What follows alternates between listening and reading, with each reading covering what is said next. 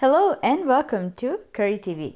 Today is a very special easy recipe. You know how easy it is? Very tempting too. So I'm going to be making something with gooseberries. How many of you tried gooseberries before? Yes, it is in the family of berries. We have raspberries, blackberries, blueberries. This is gooseberry. It's also known as amla. In our language we say nelikya.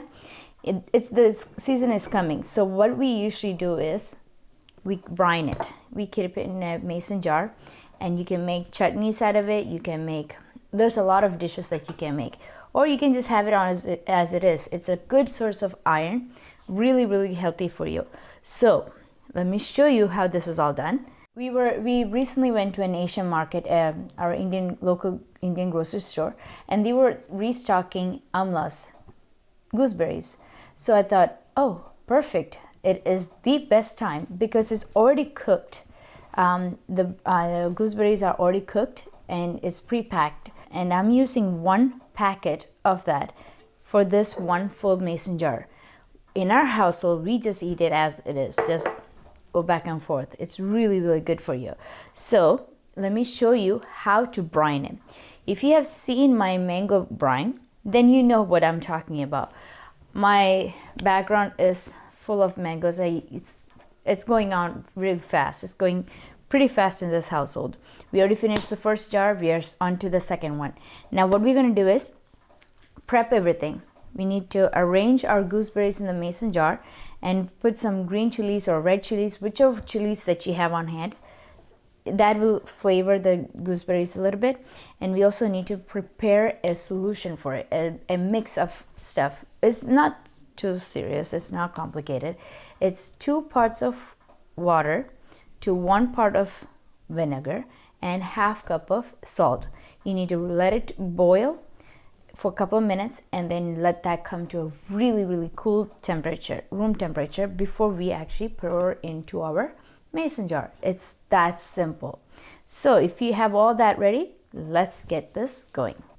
Okay, so I just arranged our mason jar with some green chilies, red chilies, whichever ones that I had on hand, and with all the gooseberries. Now I have that mix ready. We're just going to pour it in,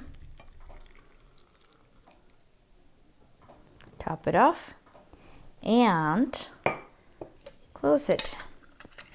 Okay, so I just converted all of our gooseberries into a mason jar. This is just for showing you guys. In real life, this is how we do it in this household. I have 2 big jars like this, one for the mango, one for the gooseberry. When one is done, we actually convert that into vegetables. Okay, so many of you were eager to know how we use this for chutneys and stuff. So this is method 1. Once you pour your vinegar solution in, right, the brine in, you gotta let this sit and give them some time to get to know each other. They have to absorb all those flavors, this vinegar, the salt, the chilies, everything needs to, and then the gooseberries also has to release a little bit of its flavors. So this will take anywhere from 7 to 10 days. If you want to use it right away, use some warm water, the solution when it's really warm.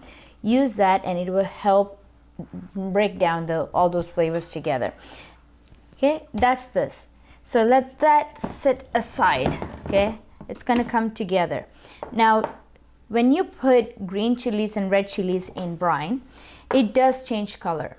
So the green becomes brown and the red sustains the color itself. So what you can do is cut up your green chilies and red chilies like so, and add the gooseberries in here, or you can fish out all the big green chilies into a mortar mix and crush them like I showed you how to crush your garlic and in our mangoes series.